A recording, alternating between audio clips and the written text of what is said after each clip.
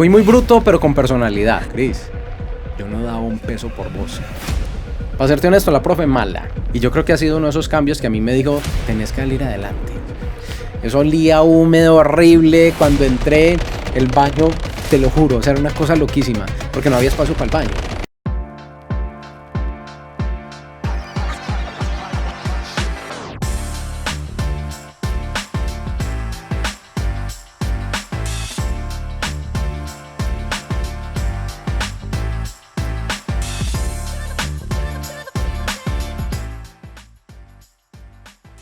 Voy a decirlo de una vez sin rodeos. Yo estoy aquí como invitada y estoy por una razón muy clara, para sacarle todo el chisme a la persona que decidió contar esta historia. Este es el primer episodio de la empresa que aprende y también es el único episodio en la que yo voy a estar sentada de este lado del micrófono. Bueno, Cristian, bienvenido a tu programa, porque hoy no te voy a presentar, no te voy a vender bonito, ni te voy a dar contexto. Hoy vine para hacer preguntas incómodas, esas mismas que tú le vas a hacer a muchas otras personas que van a estar acá sentadas. Entonces, arranquemos. Bienvenido a tu programa. Súper, no, muchas gracias, Mile. Qué rico tenerte acá y qué rico que si hay alguien que me va a hacer preguntas incómodas, seas vos. Bueno, Cris, yo quiero que vayamos a la etapa inicial.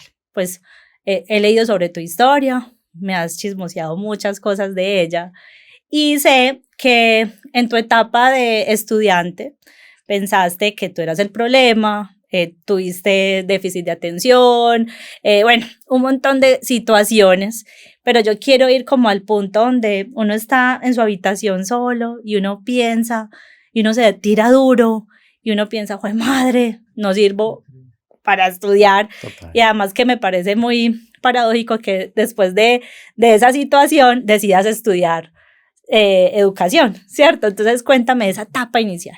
Bueno, lo primero es, fui muy bruto, pero con personalidad. Yo creo que fue el primer punto de partida. Es más, una vez, no se me olvida, en el colegio, un profe me dijo, usted es el Producto Interno Bruto de Colombia. O sea, literal. Porque pero siempre así, he sido, tal sí, cual. Lo que pasa, he sido muy jocoso y muy charlatán. Entonces había cierta confianza con el profe. Entonces no fue algo pues de que me estuvieras haciendo bullying. Es más, soy de los que considera que el bullying es necesario. Y lo dijo y me marcó, pero cuando yo miraba, y algo que he tenido claro es el tema de indicadores toda la vida, yo miraba que perdía 7, 8 materias, el profe tenía toda la razón. Es más, me acabo de acordar, hace un par de años me reencontré después de muchísimos años con un compañero del colegio. Es más, voy a decir el nombre, Rafa Vargas. ¿Y sabes qué me dijo? Vargas, van a ser famoso. ¿Sabes qué me dijo el día que nos encontramos? Claro, la empresa ha tenido éxito, hemos sido reconocidos en varios países y me dijo, Cris, yo no daba un peso por vos. ¿Y sabes qué es lo peor? Yo le respondí, Yo Rafa, tampoco. yo tampoco, literal. Entonces, claro, tener ese tema de déficit de atención en una familia donde mi mamá es profe, donde todos sus hermanos son profes, eso me sumaba una presión adicional. Y era que mis profes conocían normalmente a mi mamá y los tíos y demás. Entonces, creo que hubo un ecosistema que hizo que para mí fuera muy complejo, pero que gracias a Dios tuve la fortuna de poder sacarlo adelante. Y de que en ese entonces no me perdía el año con tantas materias, había manera de recuperarlo. Entonces, creo que eso me salvó muchísimo.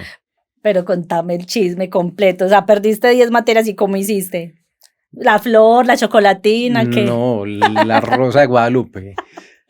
Te voy a ser honesto. Uno, yo era muy perezoso. Hubo una vaina que a mí me encantó en la vida y fue jugar fútbol. Yo prefería jugar fútbol, pero era muy amiguito de los profes y eso al final del año me ayudaba mucho. Es más, cuando me gradué del colegio, le entregaron mención de honor a muchos compañeros míos y mencionaron a Cristian Barón, que le iban a dar una mención de honor. O sea, yo miré a mi mamá, o sea, yo también estaba sorprendido. Y yo miré a mi mamá y a mi hermano que estudió conmigo también. Él no ganó mención de honor y era mucho mejor estudiante que yo. Pero cuando dieron el nombre de la mención de honor, o sea, todo el mundo murió a la risa. Y era mención de honor por colaboración en la granja. O sea, yo sacaba los chivos, yo iba cambiado porque el colegio tenía granja y demás. Entonces, claro, por el lado de la academia no fue, pero por el lado de siempre estar a disposición, de siempre ayudar, de siempre apoyar, yo creo que eso me ayudó mucho para ese momento en el que era una maqueta completa para el estudio. Cris, pero a ver, uno en el colegio pues le toca estudiar, pues porque pues tocó, el papá, la mamá lo inscriben, pero entonces, si fuiste tan perverso en el colegio, 10 materias y demás perdidas, ¿por qué yo decido estudiar educación? O sea, no me cabe en esa etapa de la historia. Total, bueno, lo primero que yo empecé a estudiar cuando salí del colegio fue técnica en sistemas, técnica en reparación y mantenimiento, porque me di cuenta que a mí me gustaban los sistemas, ¿cierto? Pero dije, esto está muy fácil, quiero algo más retador. Y me metí a estudiar una ingeniería de sistemas. Un par de semestres después dije, juepucha, esto está muy duro. No quiero ni tan fácil ni tan difícil. Necesito algo en la mitad. Y me encontré en una universidad la carrera de licenciatura en educación con énfasis en informática. Y dije, esta es la mía. Y efectivamente, así fue.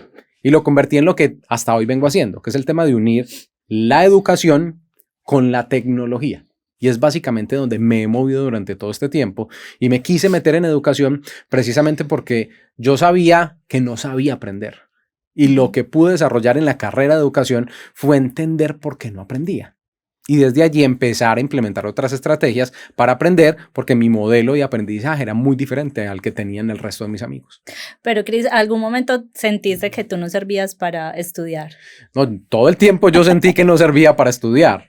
Pero cuando empecé a estudiar la licenciatura en educación y empecé a entender que es que no había una única manera de aprender, que es que hay un tema de estilos de aprendizaje y que yo tenía un tema de dispersión, que el déficit de atención lo que hacía era eso, que yo estuviera pensando en un montón de cosas al mismo tiempo y que no prestara atención a lo realmente importante en ese momento que era la clase. Ahí fue que empecé a aplicar estrategias desde la pedagogía y desde la andragogía para decir, es que mi manera de aprender no es esta. Entonces te cuento. En la universidad también fui muy mal estudiante, tampoco fui buen estudiante, pero yo estaba tranquilo con sacar un 3, nunca me preocupé por sacar un 5. Me di cuenta que para mí no era sencillo estar 2 o 3 horas sentado al frente de un profesor escuchando toda una cátedra. Para mí era más sencillo, si iban a hablar de un documento, yo solito sentarme, leer el documento y con eso presentaba el parcial y los ganaba. Entonces empecé a entender que mi manera de aprender era diferente y esa fue la clave del éxito que me permitió poder sacar adelante una carrera profesional y poder hacer muchos otros estudios alternos que hice al mismo tiempo que hacía la carrera profesional. Cris, pero yo quiero detenerme en ese punto donde tú entendiste que no eras tú, que eran las formas, digamos como los lenguajes, los formatos, ¿sí? Donde tú dijiste, no, es que así no es, y que te autodescubriste y te ayudaste a lograrlo. ¿Cuánto fue ese preciso momento? Primer semestre de la universidad, en una materia que se llamaba Paradigmas y Modelos de Educación. Esa materia me cambió la vida. Para serte honesto, la profe mala. Porque puedes decir el nombre a esta cámara, por favor. No dicho por mí, dicho por muchos. Porque era una profe que no daba clase, era una profe que te entregaba documentos y a los 8 días hacía exposiciones. Eso para mí no es un buen profe. O sea, ¿Dónde la busco? ¿En Instagram? No fomenta. Ahorita le paso el Instagram para no hacerla quedar mal, ¿cierto?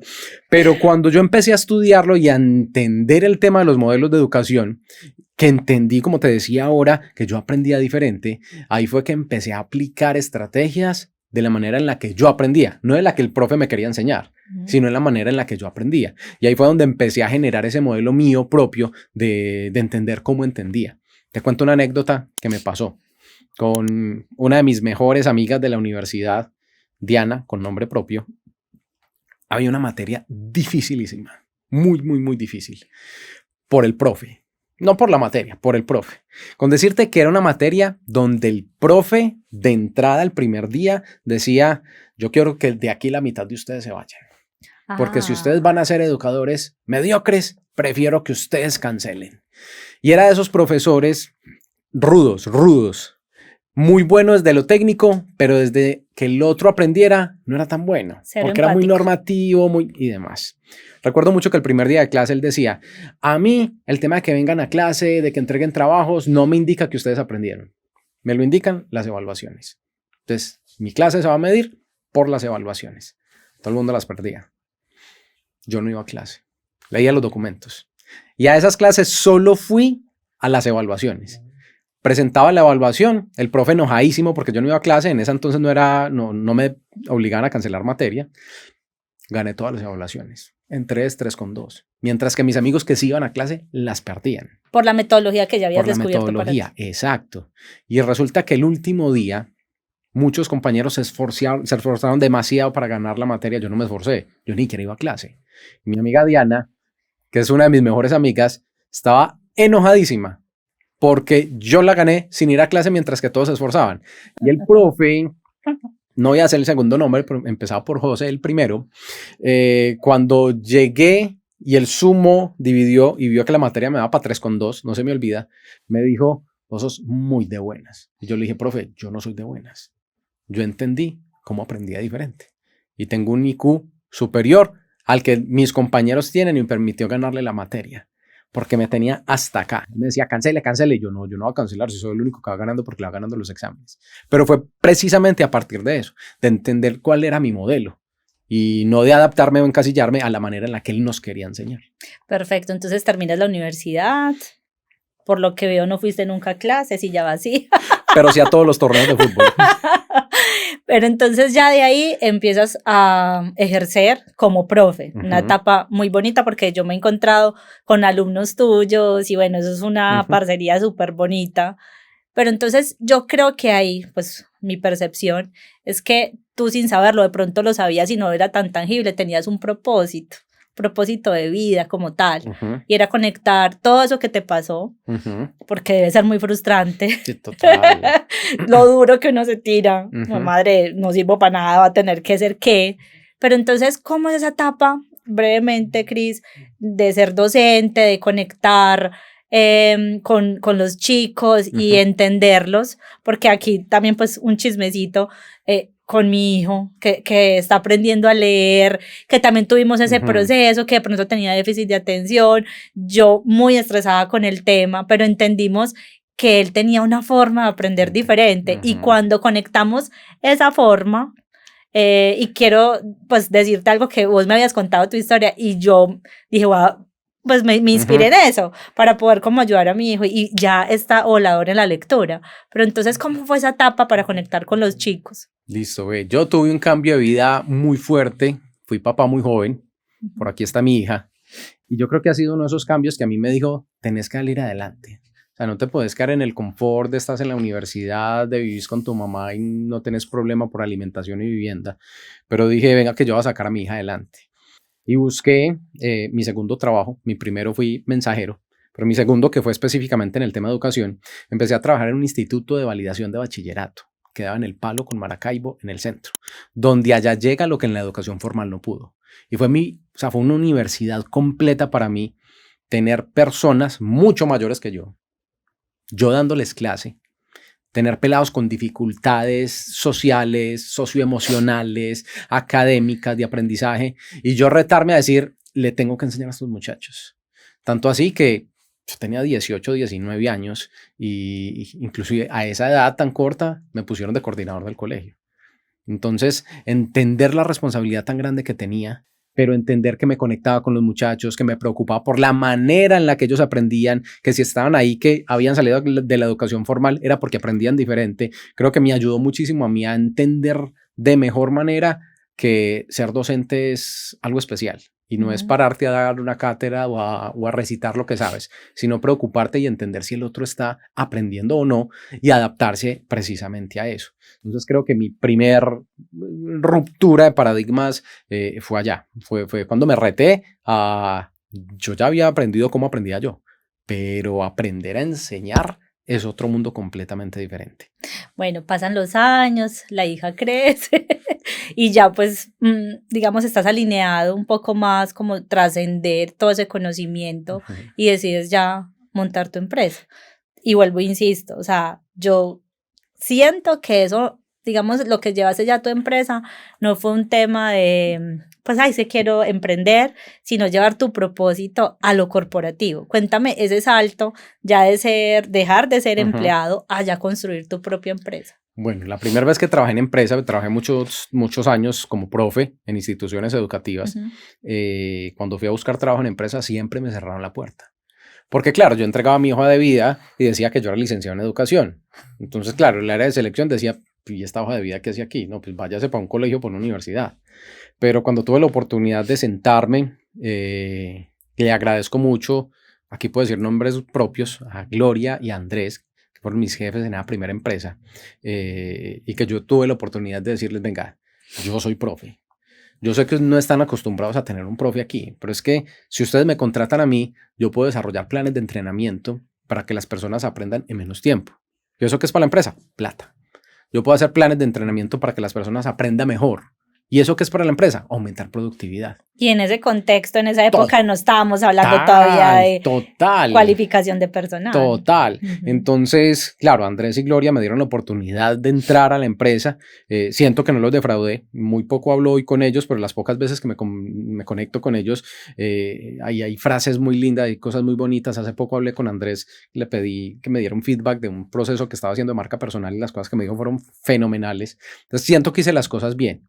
Tanto así que empecé con un área con 3, 4 personas más o menos, y un año larguito después ya éramos más o menos 15 personas, porque la empresa vio que si invertía en el tema de formación corporativa, eso inmensamente generaba retornos de inversión.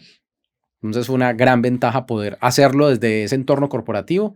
De ahí empecé a trabajar en varias empresas hasta que llegó un día en el que dije, ¿y qué tal si lo hago como marca propia? Entonces monté la empresa más o menos hace unos 10 años, me quebré, porque una de las cosas que no sabemos los emprendedores es que sabemos hacer un producto o un servicio, pero no tenemos ni idea cómo montar una empresa. Y claro, te quebras. Entonces, primer quiebra, volví a ser empleado, inclusive volví a un colegio, luego renuncié y dije, venga, yo no sé montar empresa. Pues vamos a aprender a montar empresa. Me fui para la Cámara de Comercio, me fui para diferentes entidades a entenderlo, volví a montar la empresa y hoy es una organización, no solo está constituida en Colombia, también está en Estados Unidos, exportamos a 4 o 5 países en Latinoamérica, trabajamos con algunos de los corporativos más grandes en Colombia y gracias a Dios es un éxito no solo para mí personalmente, sino porque tengo a mis personas más cercanas dentro de mi organización, trabajando conmigo, con empleos dignos, a mi hermana, a mi mejor amigo, mi cuñado, mi mejor amiga. Entonces es algo muy bonito porque me permite tener todo lo que yo quiero. Mis amigos, mi familia y tranquilidad. Bueno, Cris, pero entonces cuéntame esa parte de, o sea, la educación y cómo la estás exportando. Total. ¿Sí? Ahí hay un tema muy importante que es la virtualidad y todo lo que la tecnología nos aporta en todo este proceso. Cuéntame un poco sobre eso. Correcto. Casi que en lo que me volví muy experto fue en el tema de educación, sumando tecnología. Y algo que no entendieron las empresas de tecnología educativa era que pensaban que grabar a alguien y ponerlo en una plataforma, eso ya era educación virtual. No, nada. Yo lo que hice fue desarrollar un modelo donde reuní más de 15 modelos educativos, andragógicos y pedagógicos de hace muchos años, la mayoría de ellos. Pero cuando yo dije, esto, si yo le sumo tecnología, funciona. Entonces ahí fue donde creamos un propio modelo que es precisamente lo que nos permite exportarlo a otros países porque es un modelo con el que puedes aprender mucho más. El e-learning muestra que el aprendizaje basado en videos tiene un promedio del 30% de efectividad. O sea, cuando haces un curso, aprendes el 30%. Si estás en la universidad, no hay problema. En 5 años te diste cuenta que no aprendiste. Pero en una empresa, al otro día te das cuenta que no aprendiste. Con el modelo que yo desarrollé y que hoy estamos comercializando con nuestros clientes, llegamos a umbrales de aprendizaje de un 70% hacia arriba. Y eso es lo que nos permite hoy haber capacitado alrededor de 1 millón de personas en todo Latino y Centroamérica y ser un modelo muy efectivo que nos ha permitido inclusive recibir reconocimientos en más de 8 países. Entonces es la suma de 2 cosas básicas: formación, todo el tema educativo y tecnología. Cris, pero entonces digamos que ¿cómo logras llegar a ese nivel de maduración y que las empresas, esos grandes corporativos, pues que conozco que trabajan contigo, te den ese voto de confianza? ¿Sí? Pues por todo el recorrido que me acabas de decir y que pues en esa época, pues que ya o sea, hace 10 años más o menos. Hace 8 años. 8 años. Digamos que no estaban tan conectados con todos estos procesos y entender, hay una persona desde la casa o desde cómo hacer, cómo llegaste a romper ese paradigma. Listo, lo primero es hablar en el lenguaje universal de los directivos, que es indicadores. Entonces, claro, cuando yo iba a una empresa a ofrecer mis servicios, yo no hablaba de los indicadores que normalmente hablan las empresas de formación corporativa, que es cantidad de personas certificadas, horas de capacitación. No, yo iba a hablar, si implementamos esto, podríamos desarrollar este retorno de inversión. Entonces, cuando le hablas de números a los directivos, ellos te ven diferente, porque en un área de gestión humana no están acostumbrados a eso.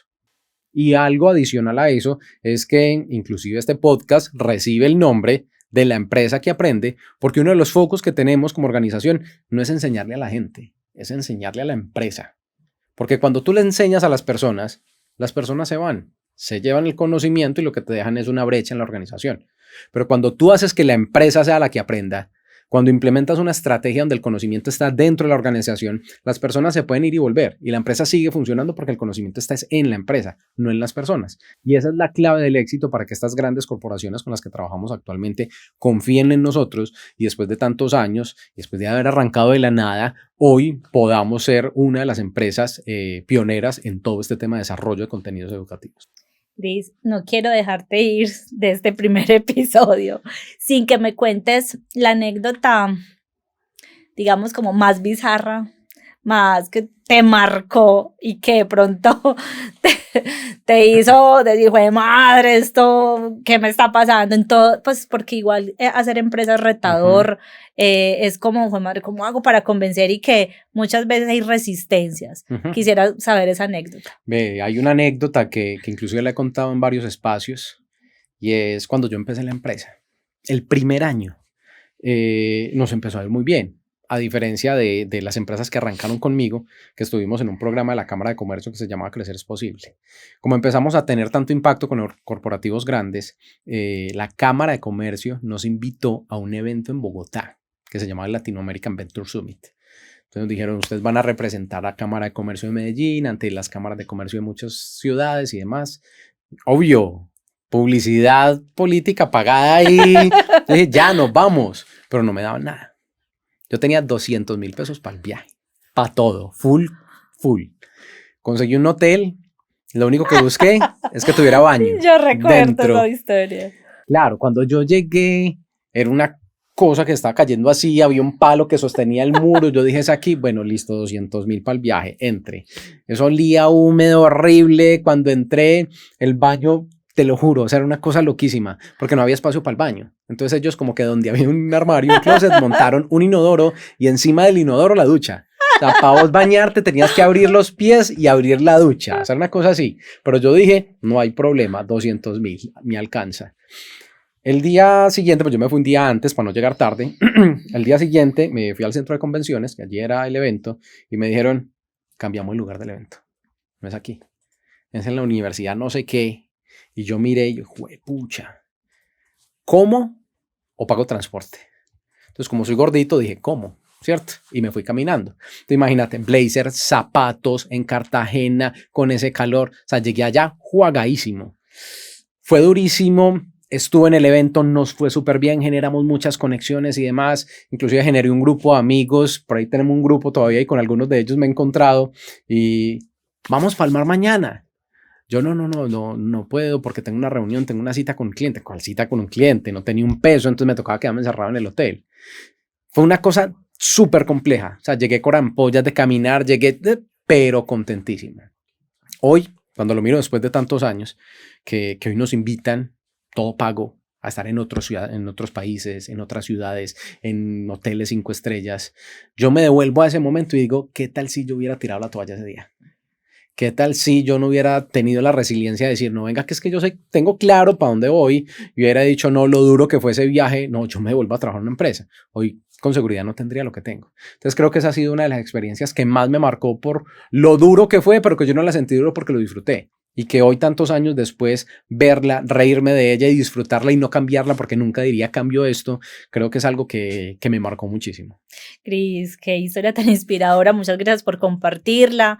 Realmente es que el camino de un emprendedor y un empresario es largo y digamos que tocar esas puertas que nos abren, esas oportunidades, lo vale todo. Total. ¿Sí? Entonces, a eso vine yo a este podcast. Muchas gracias por la invitación, Cris, a sacar todos estos chismes que sé que no han estado grabados nunca, que lo has contado a tu círculo de confianza, pero hoy estamos compartiendo todo eso con ustedes. Cris, muchas gracias y bueno, y te cedo el micrófono para que recibas a todo el público que te va a seguir viendo. Listo, no, pues muchas gracias a ti, Mile, por estar en este primer espacio y a ustedes invitarlos. En este podcast vamos a tener lo que le gusta a la gente. 1, chisme, a todo el mundo le encanta.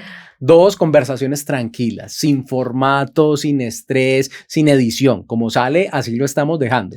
Y 3, información de altísimo valor para las empresas, porque vamos a tener no solo mucho conocimiento, sino que vamos a tener personas muy expertas de grandes corporativos compartiendo con nosotros la realidad. No el mundo bonito que normalmente contamos, no, contando la realidad de cómo enfrentar esos retos corporativos desde muchas variables y para que ustedes los puedan implementar y puedan, ¿por qué no?, empezar a mejorar los indicadores de sus negocios. Muchísimas gracias y esperamos tenerlos en todos estos podcasts que vamos a lanzar precisamente para ustedes.